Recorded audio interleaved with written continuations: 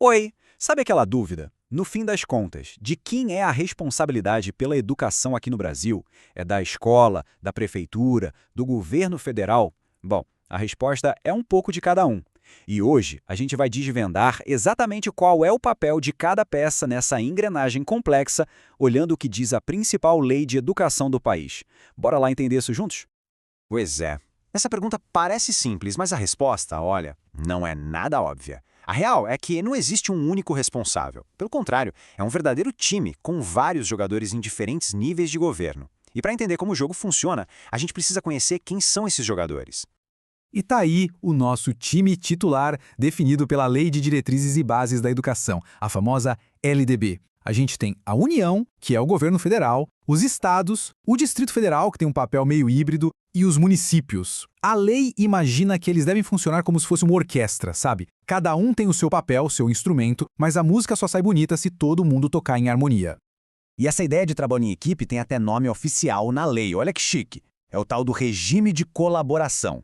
Esse conceito é tipo a espinha dorsal de todo o sistema educacional. Basicamente, o que isso quer dizer é que ninguém pode lavar as mãos. Todos, sem exceção, precisam colaborar para que nenhum estudante fique sem vaga na escola e para que o dinheiro seja bem usado. É a regra do jogo.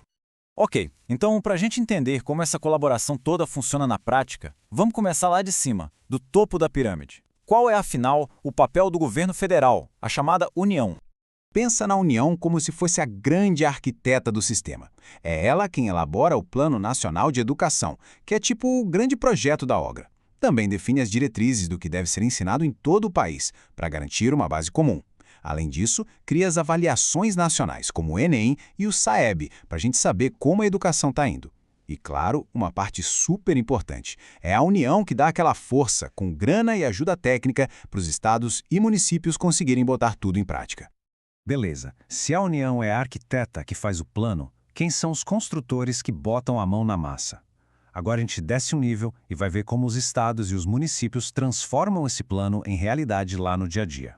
E aqui está um ponto-chave para entender tudo: a divisão de tarefas. Para a coisa não virar bagunça, com todo mundo querendo fazer a mesma coisa, a lei estabelece prioridades bem claras. Fica assim, ó. Os estados têm como foco principal o ensino médio. Já os municípios cuidam da base, com a prioridade na educação infantil, lá nas creches e pré-escolas, e também no ensino fundamental, cada um com sua especialidade. Mas não é só isso. Além daquela divisão de prioridades, tanto estados quanto municípios têm umas tarefas em comum. Eles precisam organizar suas próprias redes de ensino, ou seja, administrar suas escolas, também são responsáveis por garantir o transporte escolar dos alunos da sua rede, e um ponto que vale destacar, eles têm o dever de criar e apoiar os conselhos escolares, que são fundamentais para ter uma gestão mais democrática. Agora sim, a gente já viu o plano geral, já viu quem constrói, então que tal dar um zoom e entrar na linha de frente? Vamos lá para dentro da escola, onde a educação acontece de verdade. E olha que interessante como as coisas se conectam aqui dentro. É tipo um efeito cascata.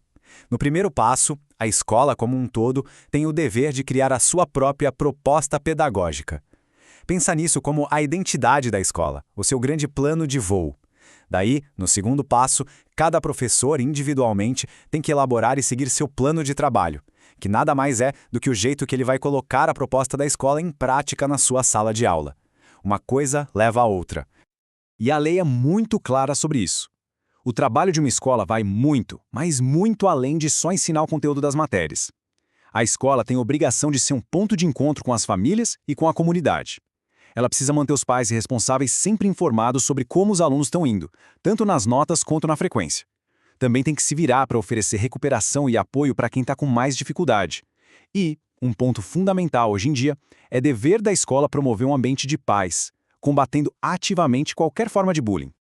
E para fechar, vamos falar de uma parte que é talvez a mais importante de todas: como a voz de todo mundo pode ser ouvida. A lei não só distribui tarefas, ela também cria mecanismos para que a comunidade participe e fiscalize o que está acontecendo. É a tal da gestão democrática e da transparência. E o grande coração da gestão democrática é, sem dúvida, o Conselho Escolar. Ele foi pensado exatamente para ser um espaço onde todo mundo tem voz. A direção da escola, claro, mas também os professores, os funcionários, os próprios alunos, os pais ou responsáveis e até gente da comunidade local. É ali, nesse conselho, que as decisões importantes são discutidas e tomadas em conjunto. Mas claro, para poder participar e dar opinião, a gente precisa de informação, né? E é aí que entra a transparência. A lei garante que qualquer pessoa possa ter acesso a dados que são essenciais. Por exemplo, quantas vagas a escola tem, como está o desempenho dos alunos nas avaliações, como o dinheiro da educação está sendo gasto e até o histórico profissional de quem dirige a escola, porque no final das contas, informação é a ferramenta que a gente tem para poder fiscalizar e cobrar melhorias. Então, entender como esse jogo funciona, quem é responsável pelo quê, é o primeiro grande passo. Agora, fica mais claro de quem cobrar e como participar de verdade. Seja fazendo parte do conselho escolar, seja pedindo informações sobre os gastos ou simplesmente acompanhando mais de perto o dia a dia da escola. A lei dá o caminho das pedras, ela nos dá as ferramentas. A grande reflexão que fica é, agora que a gente conhece as regras, como podemos juntos usar isso para fazer diferença?